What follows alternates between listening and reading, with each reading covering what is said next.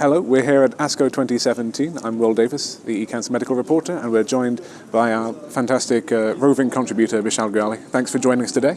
It's my pleasure, thank you. So, yes, you are probably famed for your contributions to our website with your hopes and hypes of ASCO, and we'll hear more about those later, but what do you say have been some of the standout presentations, posters you've come across so far? There have been a couple of very important presentations this ASCO, and a couple of presentations that I'm very, very happy about, because unlike other big meetings, this year's ASCO featured a couple of presentations that were really impactful for global cancer population, and a couple of studies that actually mattered to people and society, instead of just hyping immunotherapies or other expensive drugs that usually happen in most of the meetings. So this time the ASCO meeting was a bit different from other meetings in the sense that there were a lot of things to be actually excited about. Maybe it's just the years of all those small gains finally paying off with some of the gains that we're seeing now, everything coming together. Yeah, it could be like a change in culture, because there are a lot of people who are voicing things against what's going on in oncology, the recent trends of hijacking of evidence-based medicine for the profit of certain industry, or for supporting the bias of certain group of people or organizations. So now a lot of people are starting to think about what actually matters to patients, and how actually we can address the issues of the patients. So I have seen a very positive change, and I feel more optimistic now than ever. I think one of the main standouts that I've seen regarding quality of life was one of the news pieces from Friday looking at a web-based intervention where patients could feedback their symptoms, their experience to an ongoing medical record, and that was having benefits to quality of life, benefits to even survival, second only to one or two drugs being discussed at this year's conference. Yeah, that's right. That was the second plenary presented by Ethan. So that is a very important paper, and it's interesting that last year in ASCO we had once, not exactly same, but a similar type of study done in lung cancer patients, and that sort of a significant survival benefit of 7 months with the use of web-based application. And this year we have got a plenary presentation of a patient-reported outcome study in which they saw that, as you said, the use of patient-reported outcomes showed not only benefit in quality of life, but also it improved survival by 5 months, which is more than the survival that we have seen with other drugs. And that is very important in a number of ways. Number one, it got plenary means a big thing, so that ASCO is giving importance to such type of studies. And number two, we are seeing survival benefit with patient-reported outcomes. Means until now we have been talking about shared decision making, but patients. What I wrote in my blog last month was, patients are their own best doctors. Patients know their symptoms much better than we do. And with routine follow-up, the problem is the patient, even if he or she has a number of symptoms, they usually wait until they come to the outpatient clinic, until the scheduled date for the clinic. But what this study and other similar studies have shown, that when patients, with the help of a tool, when they input their symptoms and they provide feedback to the healthcare team, it's like live feedback.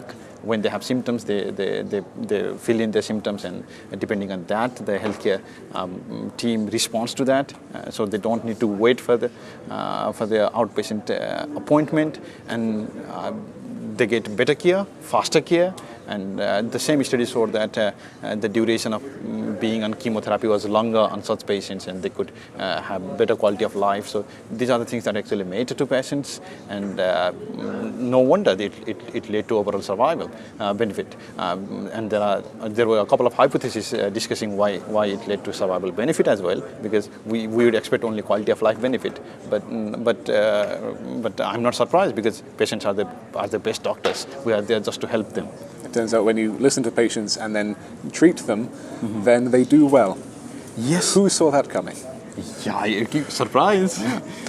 Another grand surprise from, yes, a trio of a trio of presentations given on Friday looking at psychological interventions for patients on diagnosis, dealing with the fear of relapse, and also advanced cancer patients finding that, again, if you listen to your patients and respond to their concerns with either online, face-to-face, or blended cognitive behavioral therapy, like the STORM trial that was published last month in JCO, then yes, people tend to do better. Yeah, that was very interesting study again. That was, I think, in breast cancer. The fear of recurrence decreased significantly with the use of an intervention of, they call it conquer fear intervention, and that's a very proper name. No wonder. We are going back to basics, and going back to basics is the most important thing. We should not forget our fundamental principle in being a physician. We are there to take care of patients. And how do we take care of patients? We listen to them, we listen to the concerns, and we try to address these concerns. So that's what we are going back to. And another theme, I suppose, moving away from treating smart was also treating less. We've had some significant trials about treatment reduction coming out of this year's conference as well. Yeah, that's why I was so happy about this year's ASCO, because one of those studies got plenary again. That was 3 months of adjuvant oxaliplatin-based chemotherapy versus 6 months of those the same treatment in colorectal cancer patients. But there are a little bit of issues that I want to discuss on that study. It did not reach the statistical margin of non-inferiority, and now the interesting thing is we have seen a lot of poor quality studies of new drugs that are testing non-inferiority against the standard of care, and they put a margin of 25% as acceptable margin of non-inferiority, and they sell their product as being non-inferior, so this should be approved. But now we are testing something that is of real benefit. 3 months of oxaliplatin versus 6 months of oxaliplatin-based chemotherapy. Oxaliplatin is a really toxic drug in terms of neurotoxicity, and we are talking about adjuvant chemotherapy in which patients doesn't have the disease. So we are giving adjuvant chemotherapy in the hope of preventing recurrence. So in that case, lesser is better. The lesser chemotherapy you give, the better it is, provided it does not have worse outcomes. And what we saw in this study was the actual difference. If you see the actual difference in 3-year disease-free survival, it was 1%. So that, for me, is non-inferior. And if you see the statistical margin, the margin for non-inferiority was 1.12, the upper margin of 95% confidence interval. But in this study, it happened to be 1.15. So it is a little bit higher than the margin. But the conclusion, the general conclusion in the oncology community was non-inferiority cannot be established, so 6 months should be the standard of care. I don't agree with that. I, in fact, agree with the conclusion made by the IDEA team, the team that did the study, and they made a very nice conclusion that if it's a low-risk disease, of course it's based on a subgroup analysis, but if it's a low-risk disease, then 3 months is enough, and if it's a high-risk disease, then 3 to 6 months you need to talk with the patient, depending on his priorities, whether he or she wants to avoid neurotoxicity or not. And if there is a patient who really wants to avoid neurotoxicity, then I'd encourage him to 3 months of therapy, because the absolute difference you see was nearly only 1% in 3 years disease-free survival.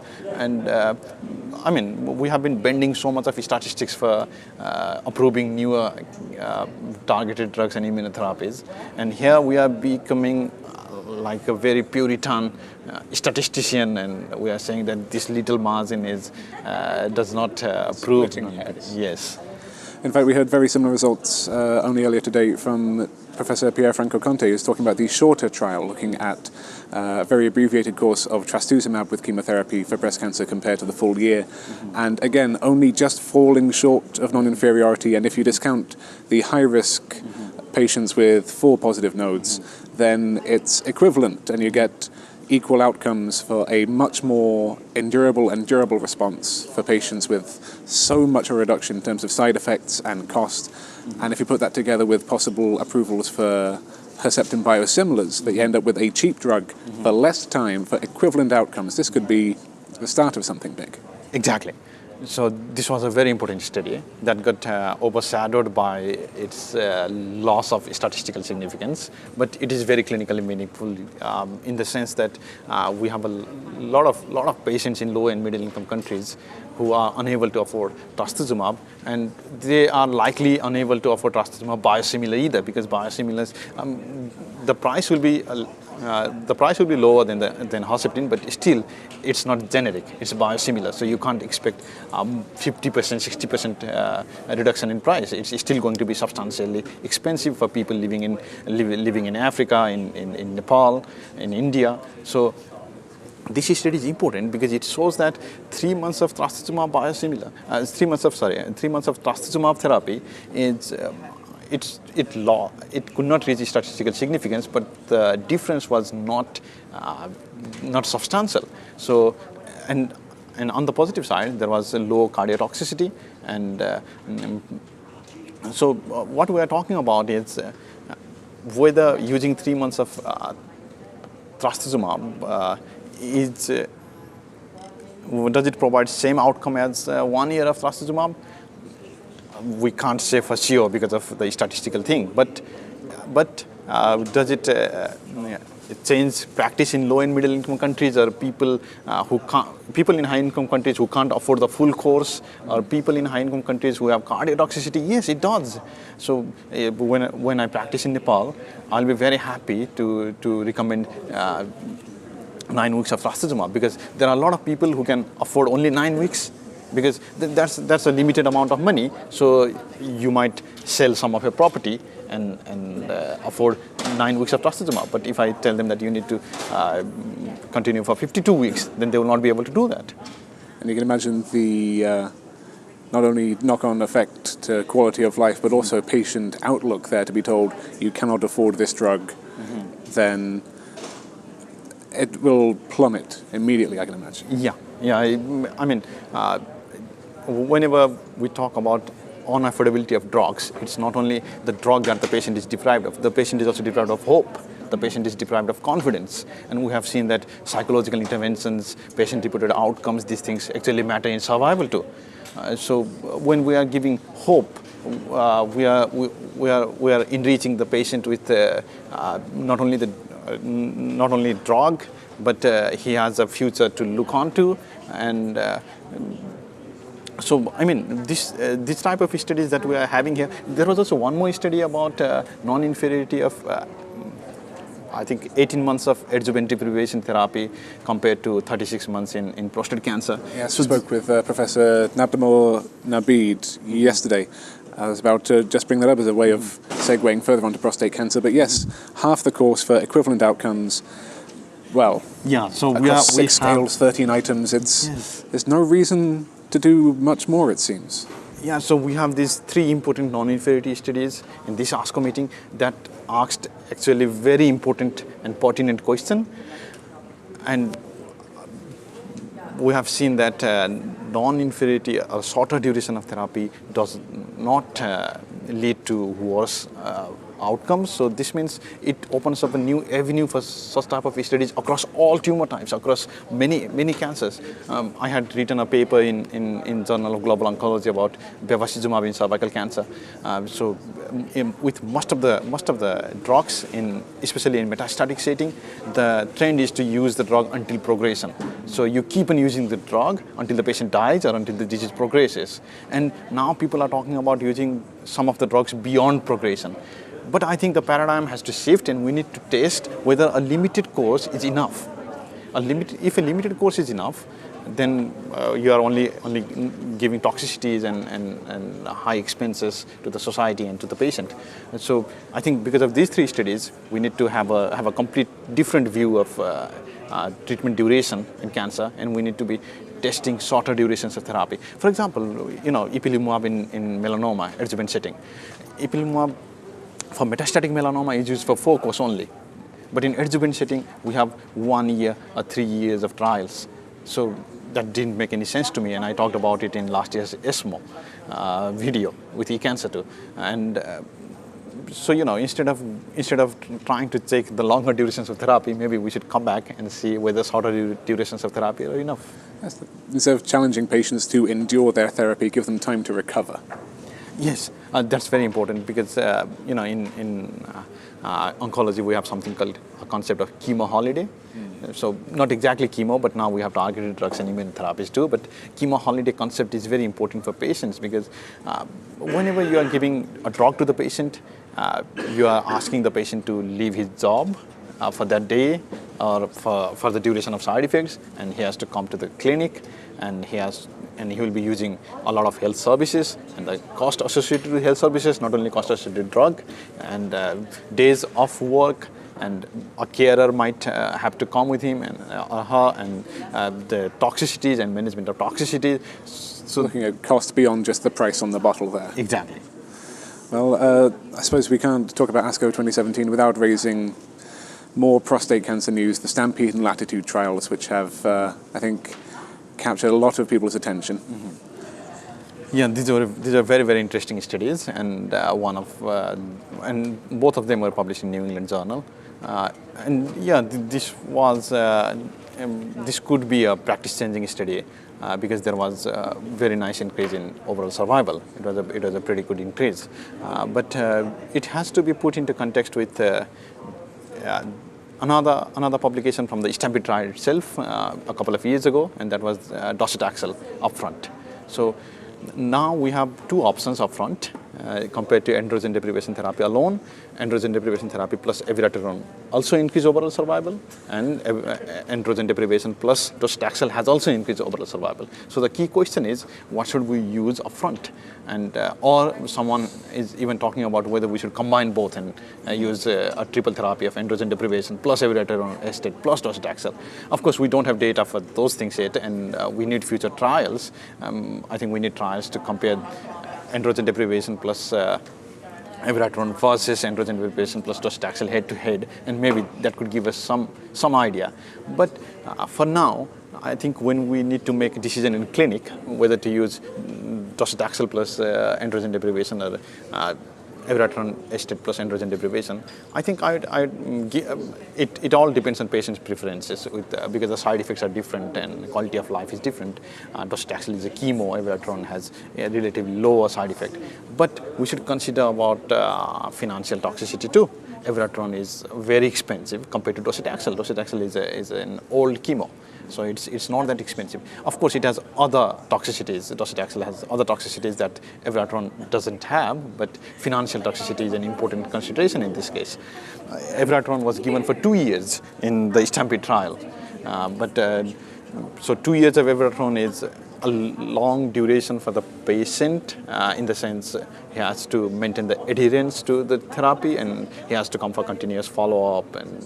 But docetaxel is given for a limited number of cycles, and so the things that we already discussed about keeping patients on a long duration of therapy or giving him a chance of chemo holiday for a long time. So I would personally prefer docetaxel upfront rather than abiraterone estate for financial toxicity and duration of therapy reasons.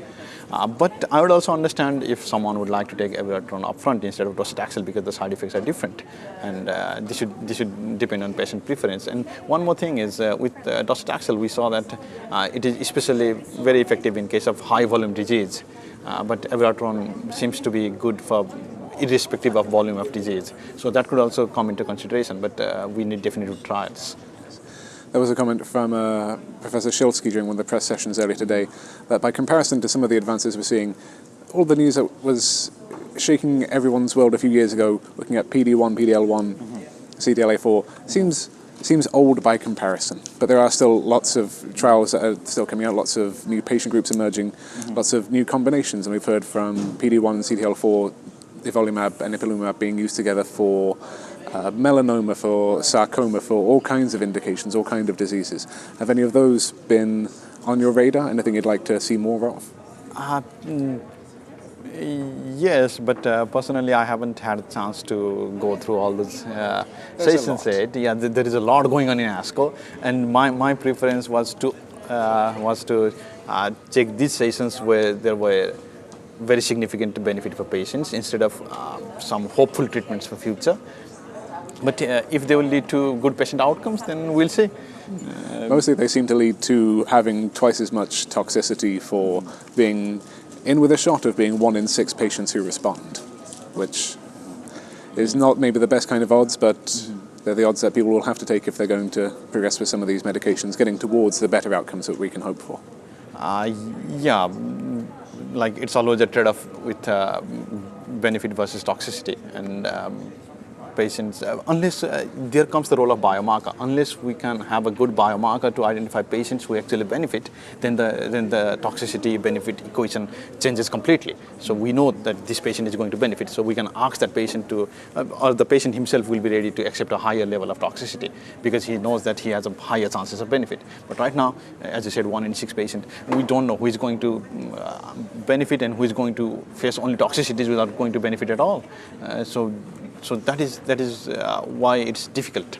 So I think we need to focus on investigating proper biomarkers, especially for these expensive and toxic agents, because we don't want to give these expensive. Our first principle is first to no harm. That's the Hippocratic principle, and we have all taken the Hippocratic oath. So if we follow that principle of first to no harm, we need to know whether we are going to harm the patient more or whether we are going to benefit the patient more. Only just remembered, how could we talk about dose reduction and financial toxicity without looking at the poster that I can't remember how many tweets and retweets it's gone on social media now, but a saving of almost $1 billion for the US healthcare system by just reducing the dose of PD-1 therapy. I know that very well because the first author is my very good friend and colleague. He's Daniel Goldstein. So Dan did a very smart study. What's happening with pembrolizumab is pembrolizumab was approved at a dose of, it has been approved at a dose of 2 milligram per kg body weight, or sometimes 10 milligram per kg body weight in trials. But right now they are starting to change it to a fixed dose of 200 milligram for everyone, a flat dose of 200 milligram. And the problem that Dan saw with this was there is no difference in efficacy. So instead of weight-based dosing of milligram per kg, they are trying to give a fixed dose. And of course, it's easy to promote because easy to remember for everyone, no need for calculations. Everyone gets 200 milligram. But you see, for example, you have a 60 kg man, and if you give 2 milligram per kg, it's only 120 milligrams. But they want us to give 200 milligram to everyone. So that would lead to more consumption of pembrolizumab. So Dan calculated using budget impact analysis that this would potentially, in lung cancer alone, in lung cancer alone, this would lead to 0.8 billions of extra money if you use a fixed dose instead of a weight-based dose. And these, Dan tells this is a personalized therapy. Yeah, this is a personalized therapy based on your weight. Yeah. So this was a very smart study, and it deserved all those retweets and likes in Twitter and social media because, these are small things that make a big difference. So I think Daniel Goldstein with one stroke. This was $1 billion stroke. Yeah. This was $1 billion paper.